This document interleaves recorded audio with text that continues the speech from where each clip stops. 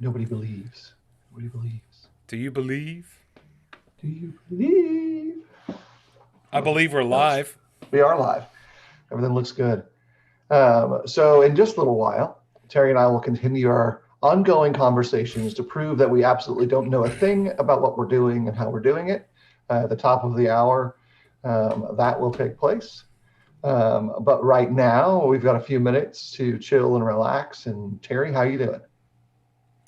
Oh, I'm pretty good. I'm pretty good today. Um, Doing pretty well. Good, good.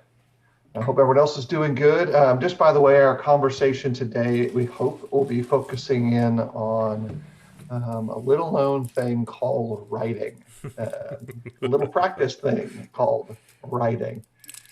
Something a lot of people don't like to do. I write a lot and I never enjoy 1 ounce of it. I I enjoy writing. I don't like to read. How about that? Isn't that weird? Man, well, There you that go. makes perfect sense. Yeah. There you go. Um, so, all That right, that doesn't Terry, mean I don't read. That means I don't like to read. There's two different things. this is a little bit different question today. It's pretty simple, but I think it is interesting in some ways. Um, you've got leftover pizza in the fridge. Yep. It's from your favorite place, so that's not an issue. Like the quality of it is the best it could possibly be. Okay. Nobody else is home, so nobody's going to judge you for this choice. It doesn't matter anyway. Do you eat that pizza cold? Cold. Do you put it in the microwave? Do you put it in the oven? Or do you put it on a skillet? Okay, so probably cold. All right. Here's why. Because okay, microwave pizza is terrible. It's like ruins everything. Right. The only way you can come close to microwaving pizza is if you put a paper plate on the bottom, a paper plate on the top, and kind of make like a mini paper Dutch oven in there. You can actually make it not quite so bad. But if I'm gonna heat it up, I'm probably gonna throw it in a skillet on top of the stove and heat it up that way, and but not microwaved. Um, but I do love cold pizza for breakfast. That's something that's just stayed with me since college. Yeah. And one of my favorite pizzas is, by the way, I love. We get it from Domino's because Papa John's isn't close enough, but I really like Papa John's better, which is their barbecue chicken pizza that has the barbecue sauce, the chicken, the cheese, red onions, bacon, and pineapple on it. And um, you make that face, but I'm just telling you, Pineapple does not belong on pizza. no, dude. You get up in the morning and you make you a cup of coffee and pull out that cold piece of pizza, and in the words of my daughter, that slaps. It's fantastic. Well, I appreciate your honesty and your openness there in regards to your answer. Pineapple has no business being on pizza, but we're still friends. See, people can disagree and be You friendly. you are wrong about that, but we could still be friends. But pineapple does have its place. Not on every piece of pizza. I don't even like it with Canadian bacon, but it is really good with the.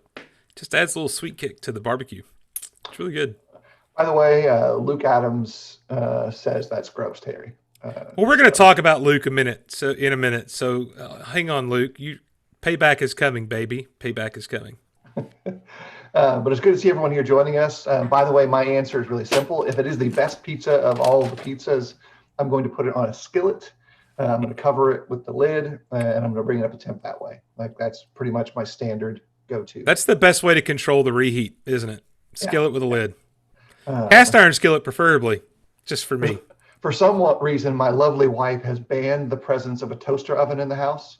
Should we have had a toaster oven available, that probably would have been the option. But she has said no, that is not going to be Okay, present in so her kitchen. in regards to this, there's been an addition to the Francis kitchen appliance list as of yesterday, the air fryer. And I got to tell you, I bet the air fryer may outdo the skillet and lid. Unbelievable. Pizza bites in the air fryer are amazing. I found out yesterday. That may be a Oh, thing. That may be a it's a thing. thing. No, it is I a have thing. to I would have to get district and county approval in this household to insert a air fryer into our mixed. Well, we just added it to our already 2 Instapots and 2 crock pots. Like by the time it's over, we have an extension cord and 8 things on the countertop, and the oven doesn't come on. So, yeah. By the way, the lie, real reason is too, the oven is malfunctioning, and we're waiting on the home warranty company to take care of that. So the air fryer was a good substitution to make fries for our Labor Day meal yesterday. But as you know, the wood pellet grill has doubled as an oven in ways that my family has been quite amazed at. Oh yeah. Yep. The pellet smoker / grill / oven is a winner. You know, and having a few Dutch ovens lying around in case the power goes out means that at least for us, we've got multiple solutions. Let's get into our conversation for today, though. I'll say a couple things. Terry's got hopefully some good background for us to add to the conversation as we go forward. The last couple of weeks, we talked about preparation of a message in a couple of different ways. Talked about it from a mindset aspect. Then we worked through some of the mechanics of building from outline to manuscript. And also tried a little bit to be clear with our terminology. This is an extension of that in some ways. And we're going to talk about the value of writing in the work of an evangelist, and maybe in a couple of simple steps, build the starting blocks to be better at it. So Terry, what you got? I know we talked a little bit beforehand in a rare moment of micro planning. But let's get going. Well, so for those who don't know, when I decided that I wanted to basically dedicate my life to preaching, I worked with Luke's dad, who said I was gross earlier, Wilson Adams. And I did that for about 4 months. And then later on, I did 5 internships with several guys, the last of which was Luke, and it was so bad that I quit doing internships anymore. But just kidding. Luke was great. In my internship and in the internships that I have been the one kind of as the mentor, learning to write is the single most important process of all of that. Because learning to write, and by the way, when I say learning to write, I'm not talking about writing in MLA format, because I think if you do that, there's a place for that, okay? If you're Saltz and you're writing in some journal or his dissertation that he's been working on, which I'm sure will be great, you have a lot of things you got to do.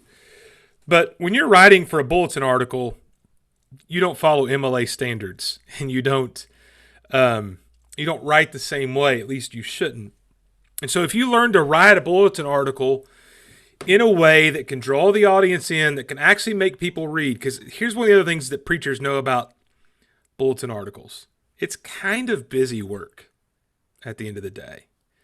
It's something that we do, and if you're not real careful, you'll end up hating the bulletin and think of it as busy work, because the realistic thing is when people get the bulletin, regardless how big it is, they're going to look at the announcements, number one, and they're going to look at the duty roster, and they may look somewhere else, but the last thing they really want to do is read a really long single-space bulletin article. And so you've got to figure out a way to draw them in and get them to read that. Now, I think one of the reasons that bulletin articles are great is because the writing of a bulletin article every week makes your preaching better. Because you learn how to say things in a way that is more direct, more laser focused. You learn how to minimize your words and maximize the profit of those words. So Luke, hopefully still watching. When Luke was my student, he would get an assignment at the beginning, especially of a topic, possibly a passage for that topic, but also a word count that he had to meet. And that was the beginning of the process of the article. And then the articles were given to me, and Luke's gift to me on day one was a red ink pen for this purpose, because his dad did the same thing to me. Literally would take that article and really tear it apart. And most of the interns will tell you that I actually probably was rougher on them in regards to their writing articles than I was their sermons, because that was the easier way to fix all the things. In a bulletin article, your introductory paragraph should really not be any longer than maybe 3 or 4 sentences. And then your meat should be very thought out and very logical. And then your ending should be like 3 or 4 sentences. Brevity, meat, brevity. That's how a sermon should be. We've all been in a sermon where the guy spent 15 minutes and he goes, now on to my first point. And we're like, oh man, Yeah. come on. So an article, the point is, an article has all of these things that are requirements for you to focus on the point, to learn how to, we call it the funnel theory, start with an introduction, funnel it down to the point, get into the points, funnel it back out to the application or the challenge at the end. And all of that is very important. And I could tell you that we could accomplish more. Luke says he won't pick up a red pen to this day. We can accomplish more fixing a lot of that stuff with a 500-word bulletin article than I can a 40-minute or 30-minute sermon.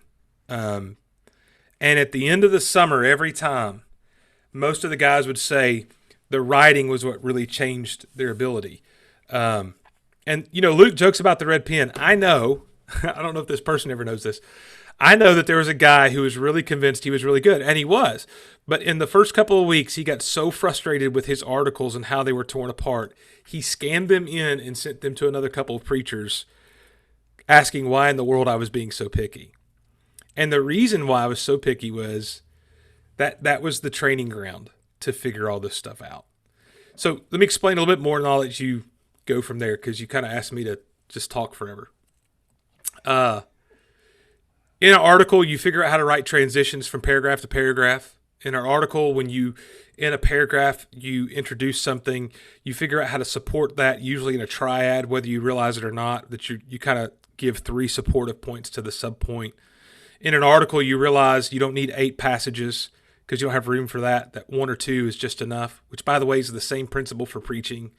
Like, when you think about all the ways that keeping that article to 500 words but still having it powerful really impacts all the ways that you approach a sermon, there really is a lot of overlap that we kind of often don't realize. So that's why writing is so important. Reading is important too. We joke around about how I don't read. I do read. I don't like reading as much as I like listening or watching. That's just how I am. But reading is necessary too, because reading is how you learn to write better, because you read other writers. And if the only way you ever write is your stuff, it's not going to be very good. So you learn from other people by reading their stuff and what works. Yeah, you think about it this way, and this is something that is a struggle no matter where your enthusiasm is. Every single thing that makes your delivery more effective, which includes being zealous, enthusiastic, biblically on point and accurate, well-researched, all of those are skills. They are skills that are leveraged on the top of your talents, and any skill can be refined. And I firmly live in the world where writing is not fun. That apprehension looking at a blank page has never gone away from me. Stuck with you since the 6th grade, hasn't it? It's always been there. Yeah, it's still there. And even if I put words on the page, it doesn't go away. And so all that tension that's there is something where I'm trying to gain the skill to be better at it. I see what Chris has to say. We'll drop that in a second. Right first, no mercy. That's what I'm saying, Chris. Yeah. What typically for a bulletin article, back when we used to do in-person bulletin, and I shifted my writing to an even more condensed phrase where I try to get ideas out in 5 sentences. A lot of the stuff that I write now is designed to be a 5-sentence blurb. something to go underneath some imagery or an idea, and I want it 5 sentences. That's what I'm publicly writing. But word count for me for a bulletin article was around 800 words. It was the approximate word count for a typical bulletin article. A typical sermon for me, when I script them out, is somewhere between 1,800 to 2,200 words, which hopefully relates to a delivered message between 22, 27 minutes. And usually it's close to those marks. That's a pretty good pacing for me with how I speak. But that requires this skill building phase of fixing it there so you don't have to fix it on the fly. Chris mentions, great news, everybody. When you grow up and are on your own, 75% of the church is always ready to verbally red pen your bulletin mistakes. So it's like being under Terry's training, Cobra Kai Dojo, forever. Yeah. And it's not just your written work. If you everything. From a delivery standpoint, if you have a foible of words, people will throw them back to you like a monkey with a banana or something else. Sure. So, well, the other thing about writing too is, Phil, writing is where you also learn how to use kind of those classic linguistic tools better. It's easier to see, like if you're using imagery of some kind, or you're using alliteration, or you're using any kind of thing, any of those things. You could see that on paper better. And even if you don't, so we talked about last week about preaching from somewhat of a manuscript, some form of a more written out format of an outline. Even if you don't do that, the reality is that if you'll get used to writing in ways that really uses those kinds of descriptors and good use of adjectives, good use of words, build your vocabulary, that if you're not even using a manuscript or some kind of more detailed outline, you're going to be more likely to use that kind of language while you're preaching, even if it's extemporaneously, by using that language when you write. Like, that's one of the reasons, by the way, I write a lot of my stuff out, is because if I'm just going to talk off the top of my head, I'm going to sound like some dude down on the street corner talking about sports, and I'm not going to think everything through. My vocabulary is going to be very unimpressive. My English is going to be probably bad, because in my everyday life, I don't think about that kind of stuff, okay? But all of this trains your craft of how to speak in the right way is what happens. So are you telling me there's more layers to Terry than just the sports dad who wears New Balance shoes? And your 7-layer dip every time we talk. I'm not the one. For those who don't know, I got a clip sent to my inbox this morning in a group chat with friends of a sermon where I referenced different layers of faith. And Mr. Layered up there in Georgia had to say, wow, there's so many layers to you, because I make fun of him about that all the time. Love you, Terry. Love you too. Well, let's get back into a chunk of this discussion while we're at it and unpack it in all the baskets. Let's just open up the folds. So thinking about it in the sense of making, notice how that T didn't really function very well. It's kind of like some of their sports teams. From a standpoint of what I do and why I do it, I like to predetermine how I'm going to phrase certain specific things. I want it to have a certain feel to it. And so I will either write it out on the page and read it out loud to myself or in my head and go, I don't like that. And then start rewriting it and editing it over and over again in order to create the flow of ideas that I want. And I think in that, that's that crafting process that writing allows us to do. And writing is fundamentally at times the rigor of doing the boring thing. Terry doesn't like MLA. He can use the APA format if he wants to, which is also widely used amongst academics. I use the TWF format, which is not accepted by anybody except for me. That's great. That's great. Yeah. I start sentences with the word "and" all the time because I write in a conversational format. That's just my style, and I'm not being published. If I was being published, that would have to be different. For instance, I have been published once. Way different. Yeah. gotta Requested follow the never to do that rules. again. Yeah. Gotta follow the rules. Um, Yeah. so I think, with that, maybe there's some processes we can lay out just in a very quick way to tag these pieces together. Terry's talked already about the funnel theory and working in that regards, constraining yourself to a limited word count, um, and then going through the rigor of review. Um, your best friend when you're trying to be more effective communicating are the people that we've kind of lightly joked about who will critique your work.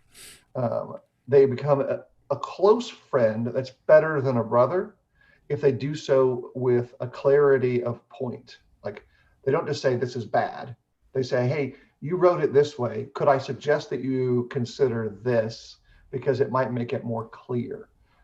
They might Those are say two things like, different. you're always talking about layers. You need to come up with a better or another way to talk about things than just layers. Because, uh, and I joke around about that, but there is a side of that, by the way, that if you're not careful, you will get into a rut in every area of your work. You'll start referencing the same passages for the same thing every time if you're not careful. You'll start saying things the same way every time if you're not careful. You'll start writing things the same way. For example, there was a time in my life where every article I wrote was some kind of current event.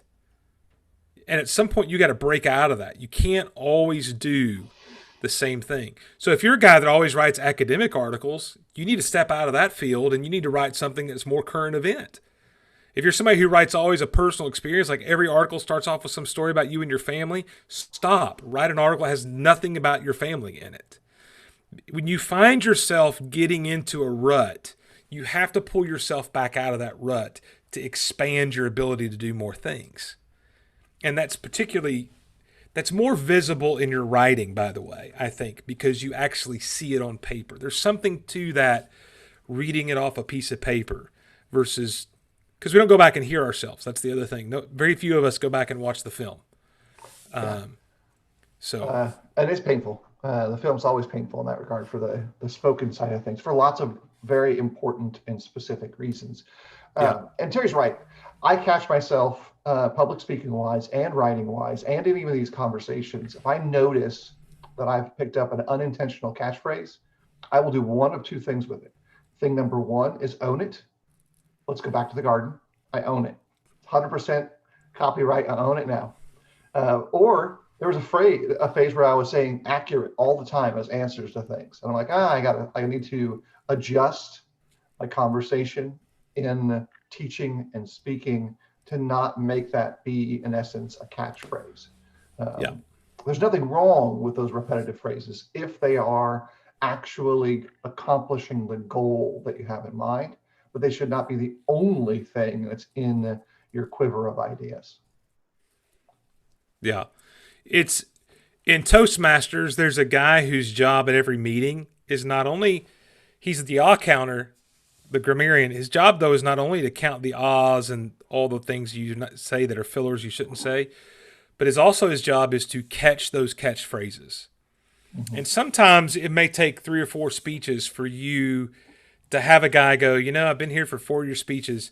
You say, all the time.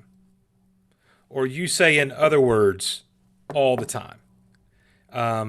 And so, and again, everybody's going to fall into that. You just get into a habit and you don't think about it and you keep saying the same things over and over and over again.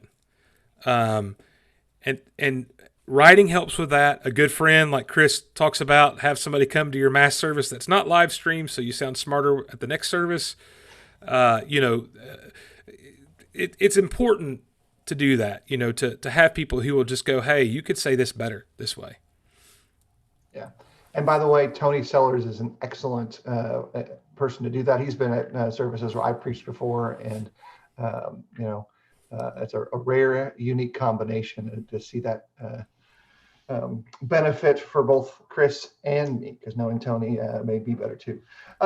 So here's some things to think about too from the going forward standpoint. And this is what I've kind of worked through. Terry's done more on the instructing others part of this. I've been mainly in the gather information from every possible source over the course of my work in this area. get out there and do it. About 4 or 5 years ago now at this point, could be even longer, I made a commitment to begin to write with more precision in public spaces, those 5 sentence little notes. And while maybe nobody else has noticed the shifts and changes I've made in that area, I know that that has helped there. But particularly when I start getting down to write, it's easier, even though it's still cumbersome to me personally.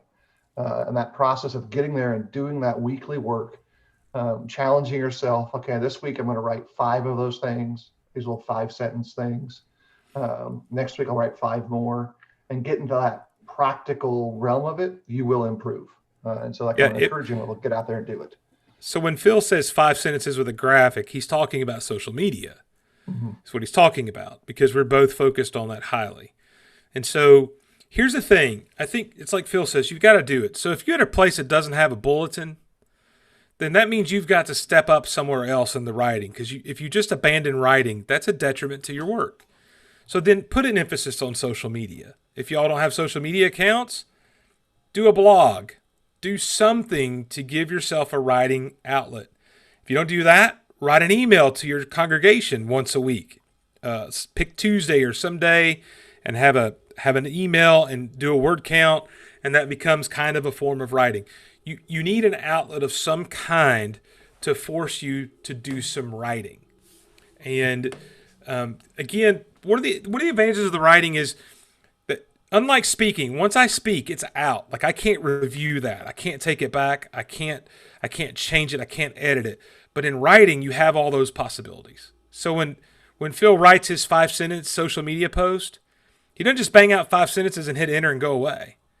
He writes it. He reads it. He's going to change some things. He's going to look at different words.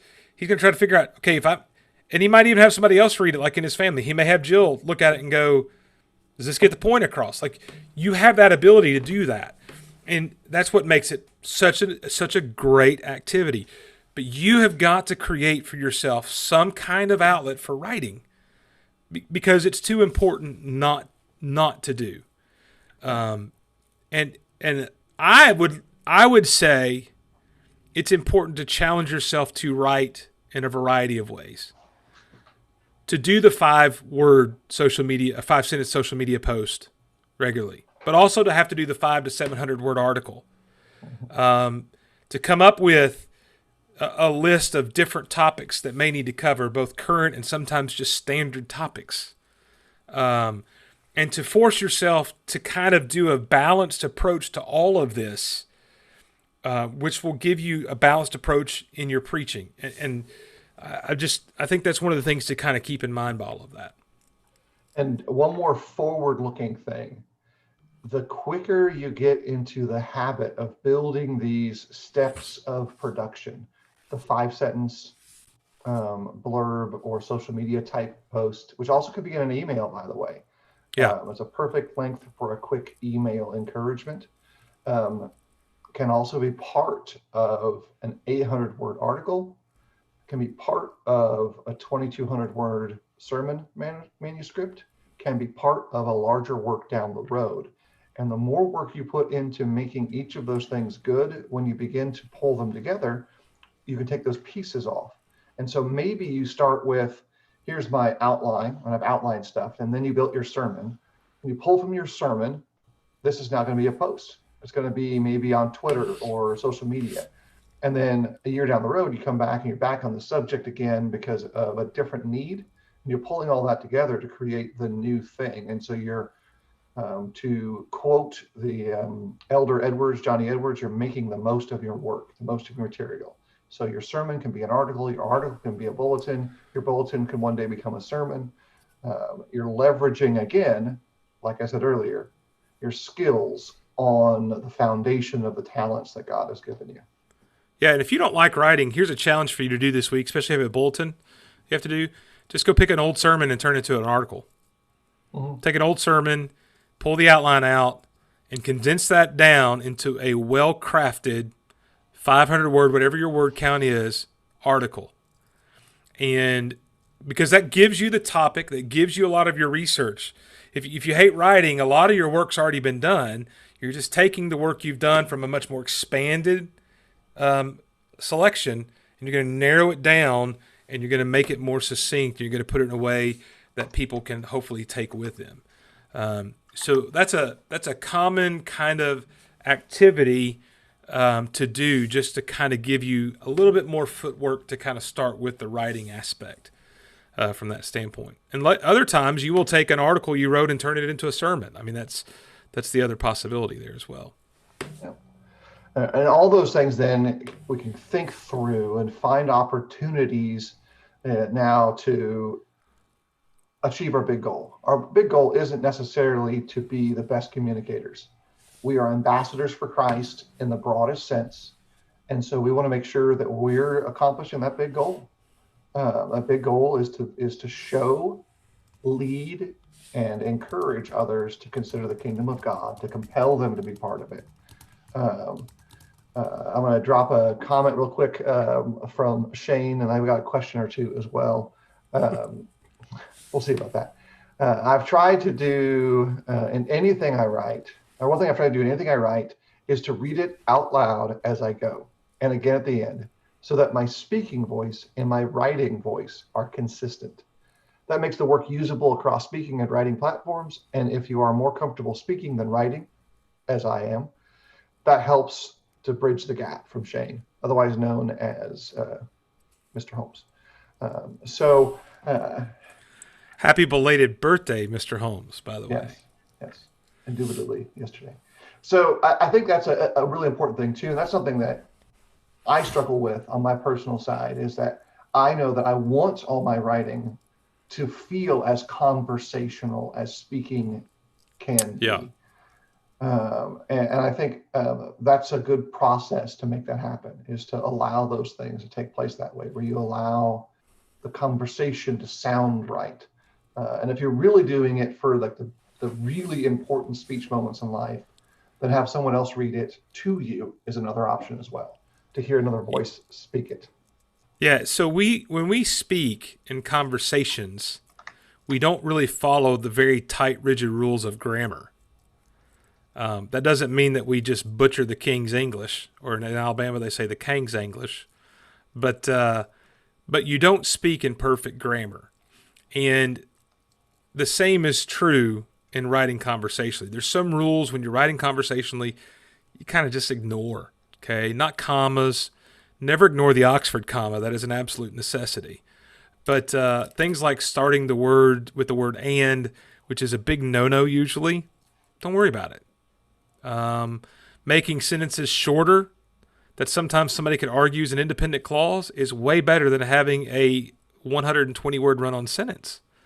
That may be acceptable in the MLA format, but not in your bulletin article. So you kind of have to not worry about those things. And the other thing that I think is really important, and this gets to what Shane is saying here as well, your personality needs to come through in your article. Like when I read something that Shane's written, I can hear Shane's voice in that. And that's how that should be. When I read something that Phil's written, I can hear his voice, and it is different than mine. If your writing is so boring, and that's what it is, that I can't see your personality in it, change that up a little bit, and let your personality shine through. Because again, the idea here, the goal here, is to make it as conversational as possible. Yeah, and that's with the idea of trying to get your tone of voice, the style and the tone that's coming across. And it's challenging. We know that's challenging because how many times have we received a short message from somebody and we're not quite sure what they mean by it? Are they upset? Are they happy? Do they care? Do they not care? Is there context? Like, what are they talking about? If I ask for clarification, are they going to be upset? When you're writing, these are all the things on my end, for me, that I hold as pressures that make writing difficult, because I want to try to eliminate all of that confusion, even though I realize that there's a limit where I cannot quantify or clarify every statement that I make and say, well, here's the exclusion. So just so you know, I'm not talking about that. I'm not talking about that. I don't write that way because I don't speak that way. I think there's probably some good value there as well. Um, Terry, what else? Anything else we want to try to throw in here? We're at the 31-minute mark. Yeah.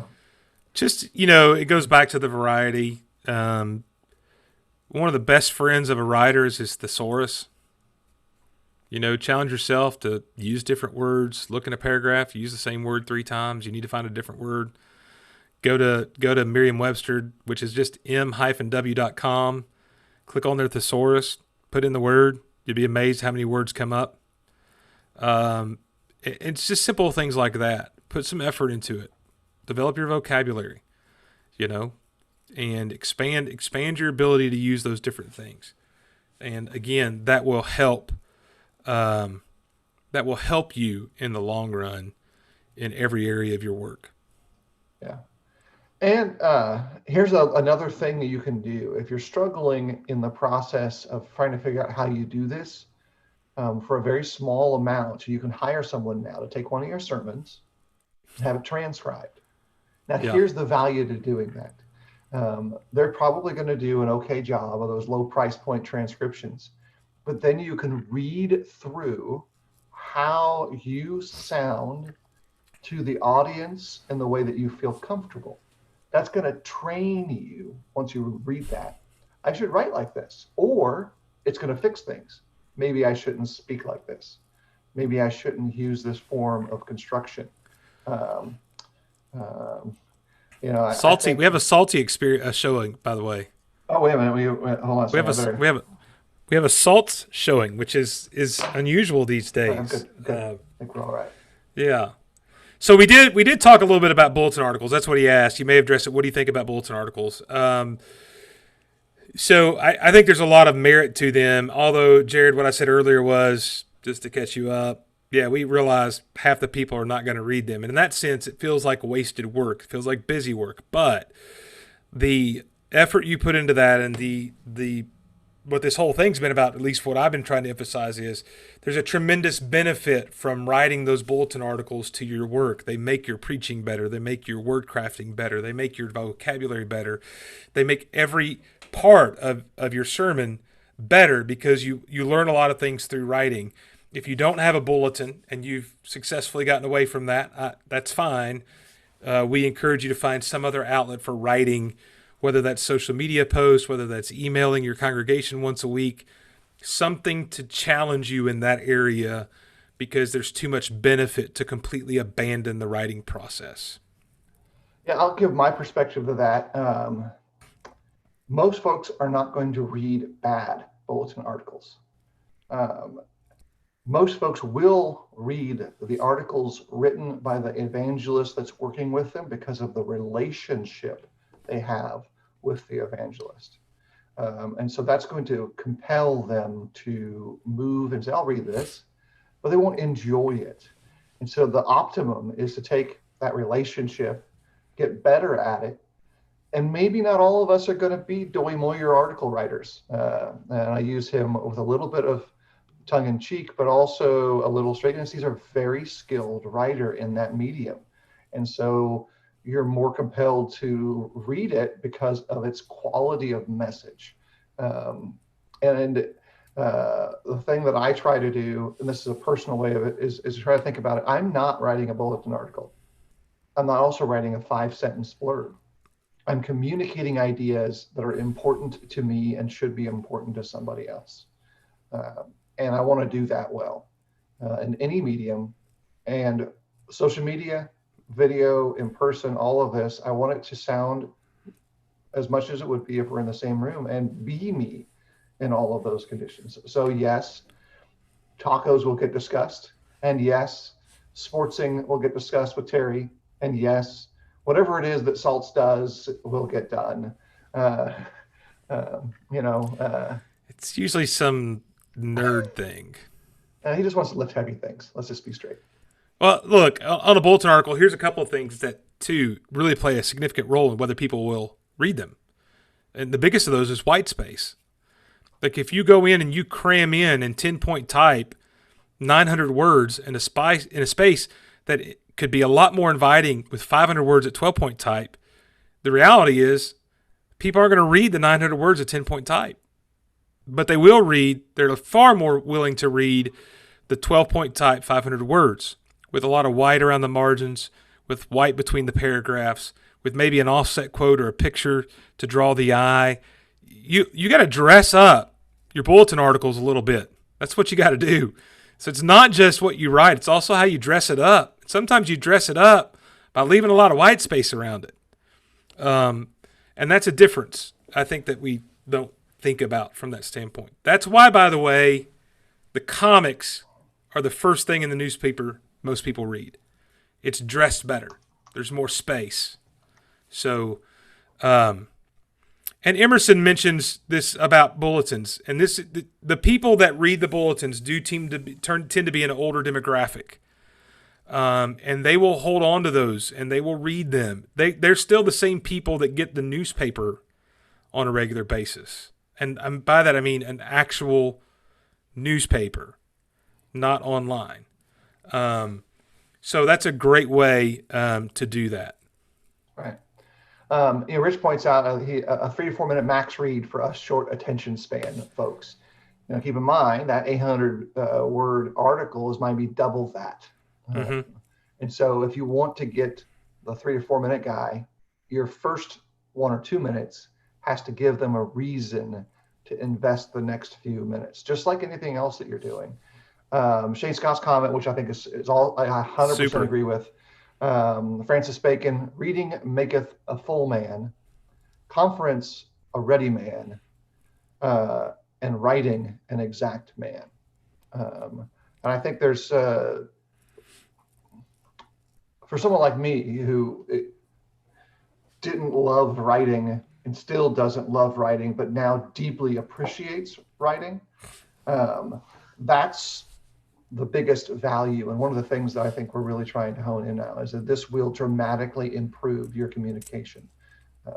And it will take time because it's a skill.